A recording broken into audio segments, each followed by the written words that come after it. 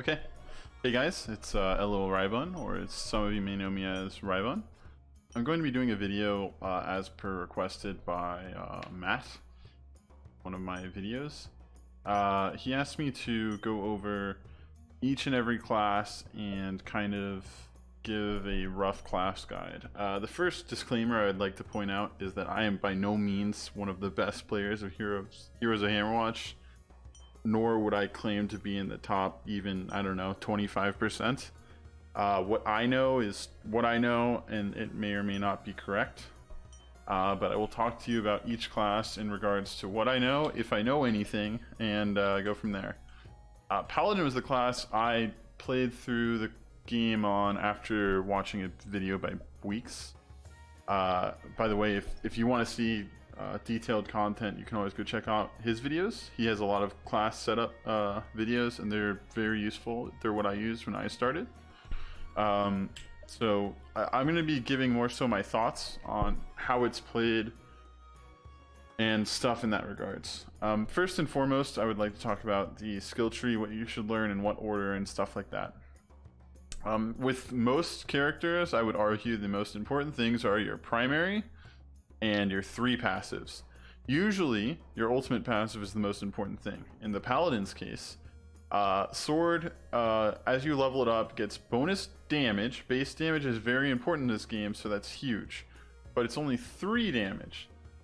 So, you know, from 19 to 22 to 25 to, I'm assuming, 28 to, I'm assuming, 31, right? But the more important thing is your arc goes up, and by the end of it, it doubles. That's very valuable for hitting more enemies and therefore doing more damage.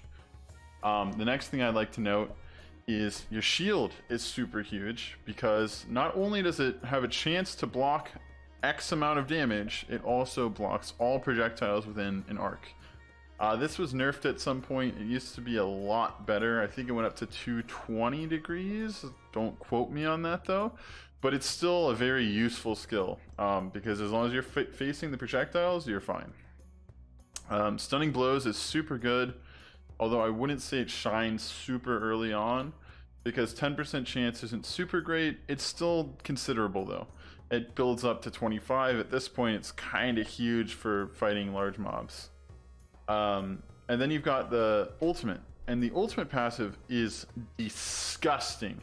So every single time you hit something with a sword, you get 1 magic damage. All of your skills, and skills includes your primary attack. So not only will your Whirlwind be hitting harder, your charge be hitting harder, your primary attack will also be hitting harder. Now I want you to understand that when you get it to level 2, it's 24 times of stacking. That means you get 24 extra damage on top of your 31. That puts you at 55 damage per hit. Let's say you have enough attack power to give you 100% increase. That means you're hitting for 110 damage. That is amazing. Same thing with the Whirlwind, right? It's just gonna do tons more damage. That's super huge. Let's talk about Lay on Hands and Charge now and Whirlwind, because I threw them under the bus because they're not super important in my mind. The big thing is you want to point all of them. You want to be able to use all your skills because they're all very useful. Lay on Hands acts kind of like the shield, but instead of blocking physical damage, it can block magic damage. That's the same. The only difference is you have to pay mana for it, and it also heals you, which is super good.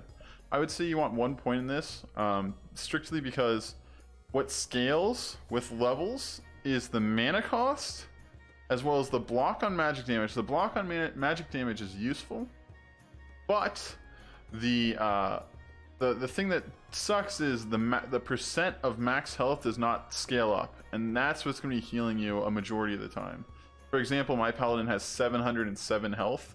9 health doesn't do too much for me because 2% of my health is 14. So going up from 3 to 9, that's 6 extra.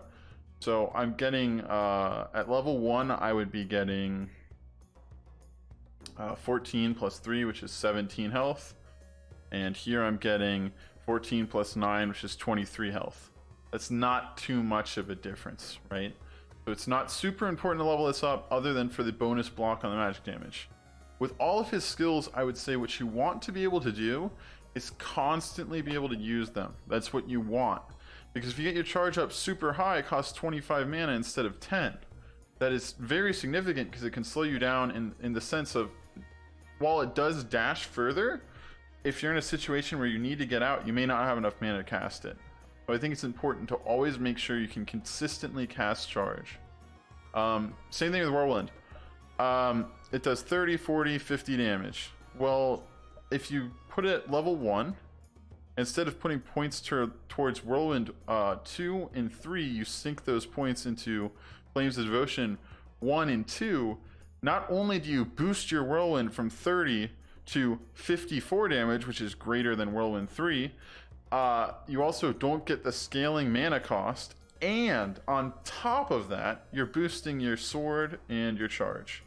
So I would say what I would do on Paladin overall, this is after all my analysis on the skills, I would say your primary stuff is your primary attack, because the more damage you do, the faster you can clear levels.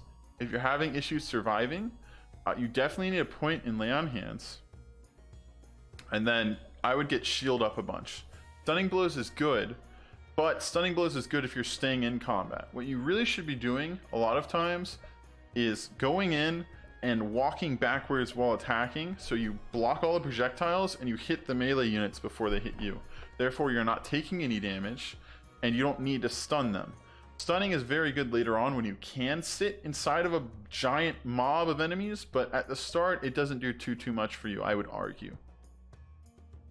I would say your ultimate passive, whenever you can level this up, this is your top priority. So in terms of priority, if you're just looking row by row, I would always go sword first, then shield. I would put a point on lay on hands and Whirlwind as soon as you can, and just only 1 point. And then I would keep the priority of sword and then shield, sword and then shield, and if you have extra points, you can throw them into stunning blows. But as soon as you hit tier 4, your first priority is Flames of Devotion, then sword, then shield, then stunning blows, then lay on hands, then Whirlwind. That's the order I'd level things up on. Charge, I would never level up until you can dash consistently. As you can see, I can basically maintain max mana while using charge at the level I have it at. I could afford to put more points into it, but I haven't because I don't want to risk it. And when you take stuff like Overflowing Physique, you don't have a lot of mana. So what you need is your mana regen to sustain you. So that's what I'd say in terms of skills. Builds, I talked about in my Everything You Need to Know About Heroes and Hammerwatch video, I'm pretty sure. But it's kind of the standard thing where you're going to grab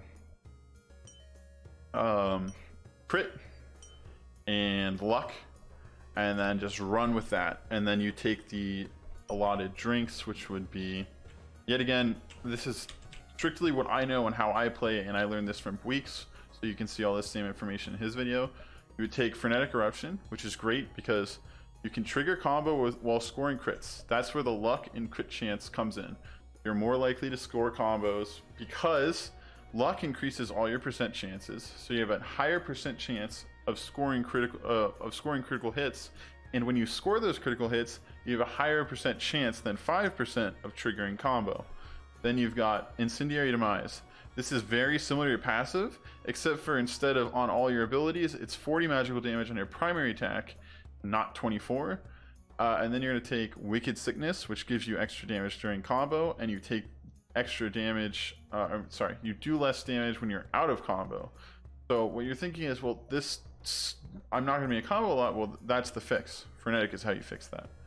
And then you're going to almost always take, where is it? Green drink, I believe.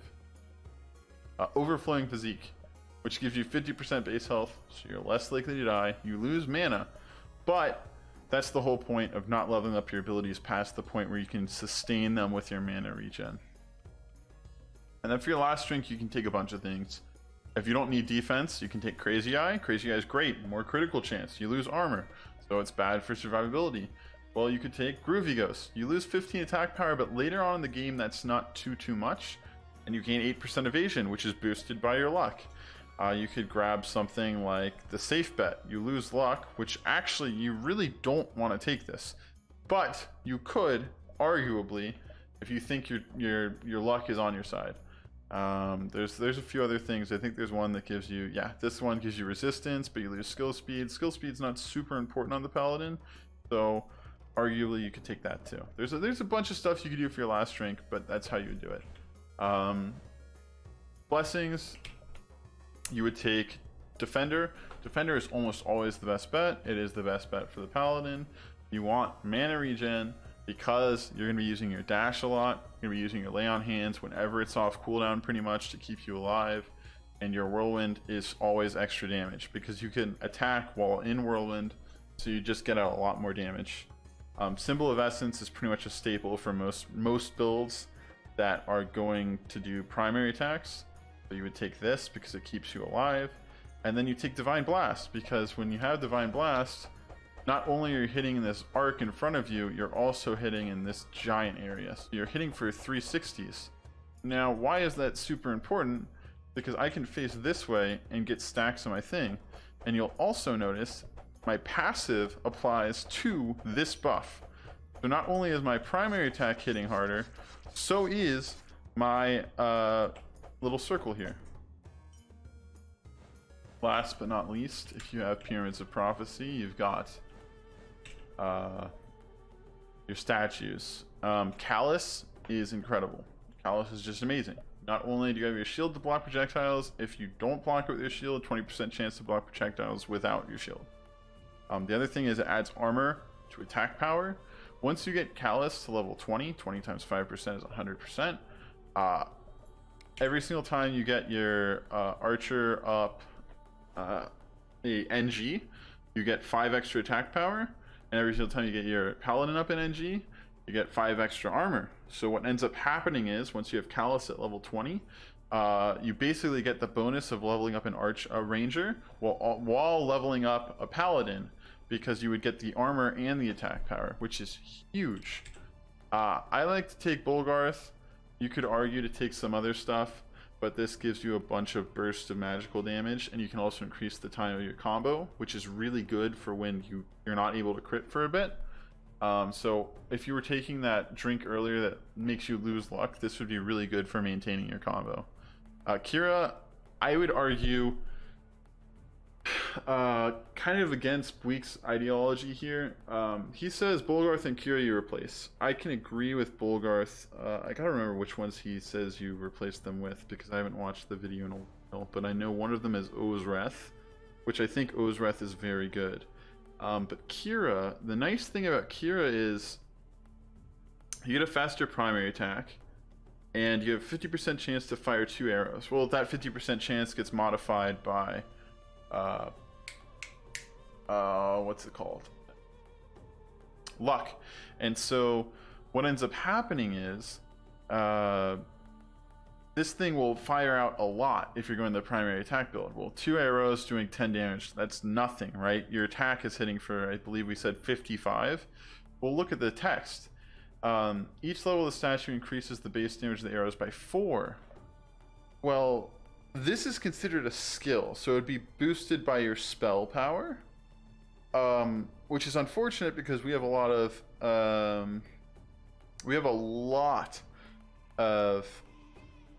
attack power, not physical power, because of Callus. So what I would argue a build you could go almost is if you got your Kira up high enough, let's say level 20, just like Callus, that would add 4 times 20, which is a beautiful 80 damage to this thing. So it's hitting for 90. That is almost twice what your primary attack does. So what's the point in Callus? You could swap Callus out for the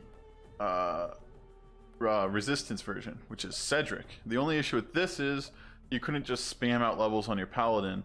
You would have to level up your Warlock to get magic resist, to get skill power, which would boost Kira. And Kira would be doing tons of damage through those arrows. The other downside of this is the arrows are, I believe, single target. So if you're fighting a mob of enemies, you'll feel very weak doing this. But against a boss, this would be huge for doing a lot more damage to it. You could take Cedric instead of Callus, or you could take Cedric instead of Bolgarth. But if you did take Cedric instead of Callus with Bolgarth, You could take Wilmer. Not Wilmer. Sorry, not Wilmer. Who was it? You could take Ozreth here. Or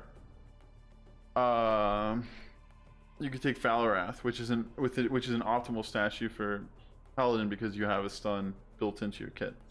The only downside of this is it doesn't work against bosses.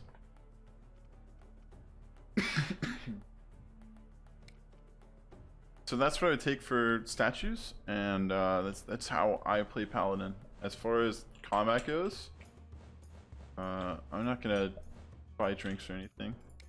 Drop this down a bit. I don't have drinks, so I'm fairly weak, but you just kind of go in, you pop your spin. If you're ever low, you pop lay on hands, and that's how you run through the dungeon pretty much. You just spam your right click and fly through the thing because you have essentially infinite mana. And that's how I play Paladin. I hope you guys enjoyed this video. I hope you found it useful. If there's anything you would like to correct me on in the comments, go for it. I think it's better for people to have accurate information rather than my opinions. If you have any suggestions for what could be done to improve this, go ahead and throw those down there as well. Anywho, let me know what you would like to see next in terms of a class video. I will say I mainly play the Ranger, the Paladin, and the Thief. So outside of that, my spectrum of knowledge is a little bit less. But that's it. And I'll see you guys in the next one.